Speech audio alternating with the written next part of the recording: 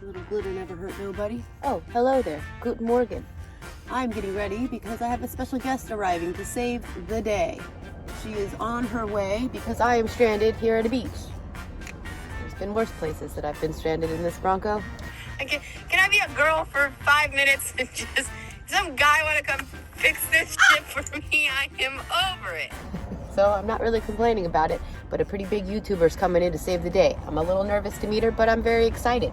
Anyway, so I'm putting on my Sunday best, even though it's Saturday, and she's coming in hot. In the meantime, I thought you guys might enjoy this video. I posted it a few days ago on my Patreon, where I'm now posting extra content, letting you guys know when I'm in a live stream, and early content. Anyways, here's the video that I posted on there regarding the squeaks. There's been a lot of squeaks on this Bronco and a lot of opinions on where those squeaks are coming from. Well, finally, it's been diagnosed and fixed. So here you go.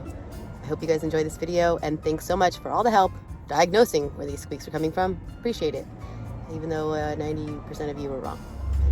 I drove onto this peninsula with the never-ending road, never-ending long road with nothing but multi-million-dollar mansions on either side and cops everywhere.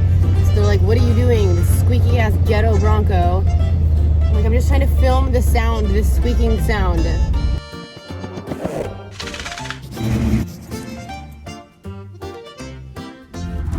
Finally set a camera up underneath the Bronco, and bam, right before my eyes was the problem. It was the rear drive shaft.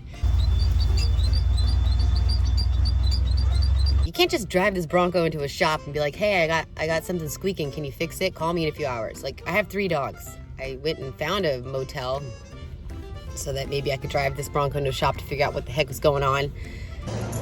You told me when you leave the door when you got to me. I know. I had to lie.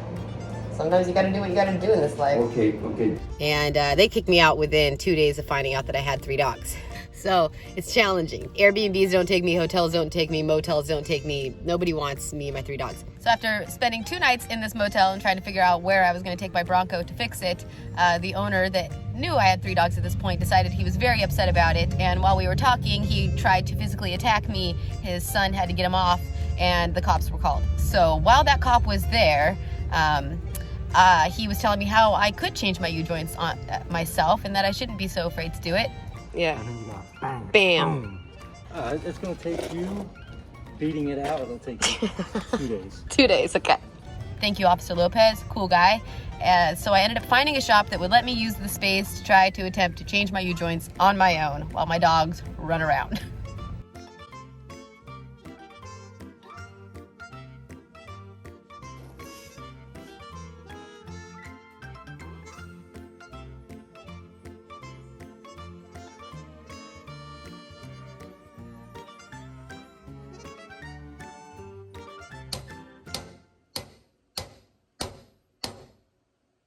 The U-joints were a lot harder than I expected, to say the least. So I went to Napa, where Jason, the wonderful employee there, decided to kind of show me how to do it, what to do. Thank you, Jason. You rock. What it does Bring is it more forward? it brings Okay, it up the brings other it way. up. So when you're hitting down this way, it's kind of pushing the cap that Making way sense, to okay. release the tension on that opposite cap. Gotcha.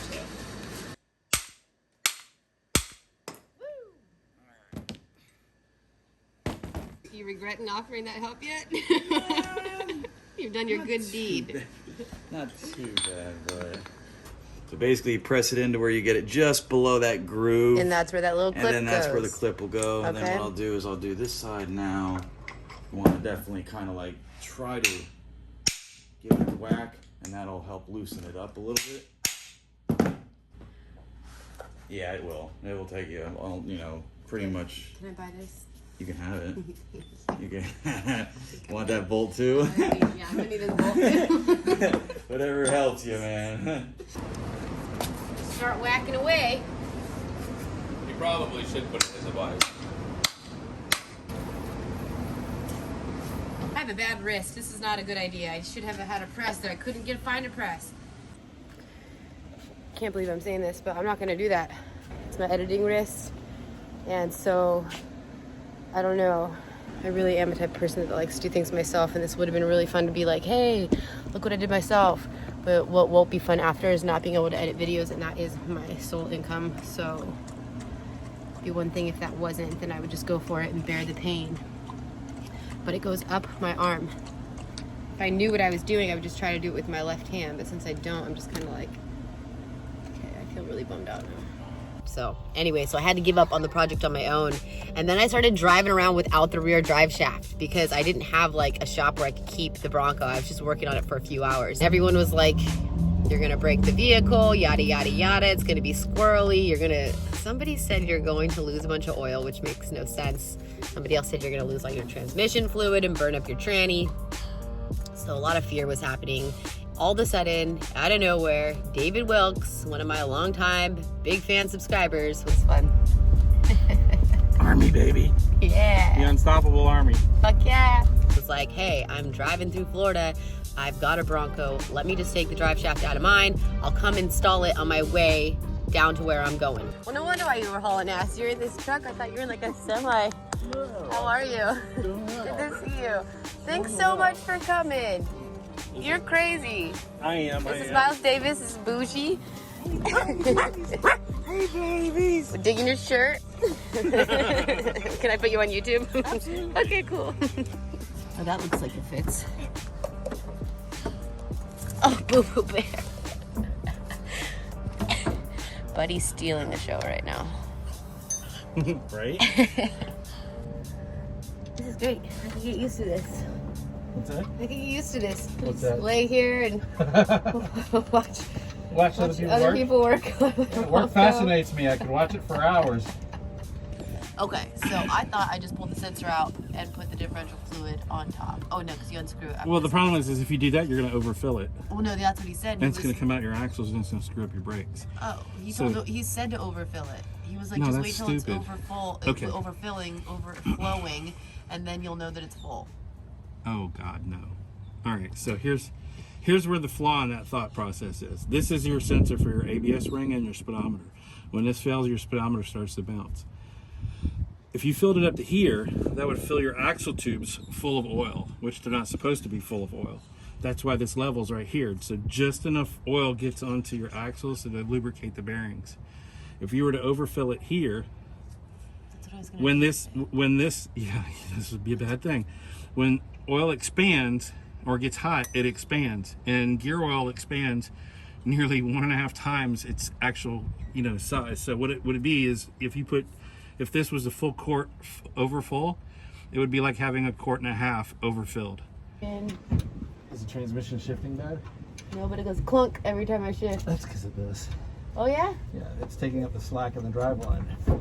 It's still doing it without that even on there. Here's your clunk. This motor mount, see the big crack right here? Yeah. I can almost put my finger in the crack. All right, so right there, that's the issue with why the engine, when you hit the gas, you're hitting a clunk because it's lifting and falling back down on the motor mount. Wow. And that's right under where you sit, so that's why you feel Yeah, it and and that's hear where it. I'm hearing it. Okay. Of course, that's going to make everything else here loosen up, your exhaust, all your coolant lines, so that's going to wreak havoc.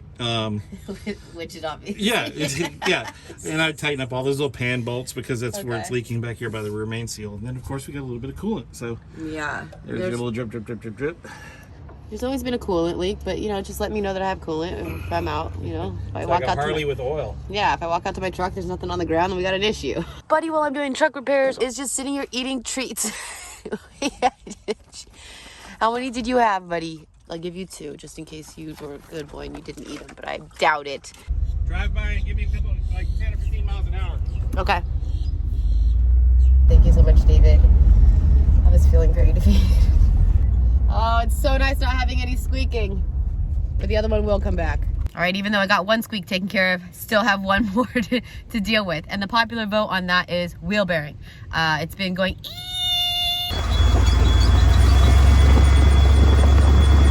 ever since I left Iowa, which was about 6 months ago when Wes and I changed my rotors and brake pads. It would happen more so in the heat than in cold weather or when it was wet. So I've been in the cold weather for quite a bit now. The moment I hit Florida, the squeaking came back and it just has not stopped. And the popular vote was wheel bearing. Wes and I didn't replace my wheel bearings. We just took them out and repacked them. But I just had this strong feeling that it was not the wheel bearing because I saw Wes's work and I'm sorry. It was just wasn't making any sense that it would be the wheel bearing. So I just kept trying to figure it out. And finally, the cold front blew into Florida. So I'm like, this is perfect timing to drive into a Pep Boys, pay top dollar, because we all know that they are just ridiculously expensive, and just have them diagnose where this squeaking is coming from, see how long it would take to fix it. I will sit in the parking lot as long as I need to. It was a cloudy day, the dogs were fine, we could do this. So I drove into Pep Boys and finally got to the bottom of where that squeak was coming from. See this tab right here? Yeah, that's what I bent. I bent it a bunch because everyone was telling me it's the dust shield. It is. Well, that's not. No, this is the dust shield back here. Oh. Okay, this is what is called the slider for the brake pads. Okay. Okay, and what happens is after a while, when they get old like this, after being constantly pushing back and forth when you step on a brake, they loosen up, they wear, and that's probably what the noise is right there. When you get hot. Mm-hmm. So. You figured it out. A simple little fix. But right. You get, you know. It was not the water pump. I can't believe I almost changed the water pump over this freaking squeal. 99% of the guys that are telling you what's wrong with your vehicle, they're wrong. Then you got that 1%. That 1% that's like, that knows what's up.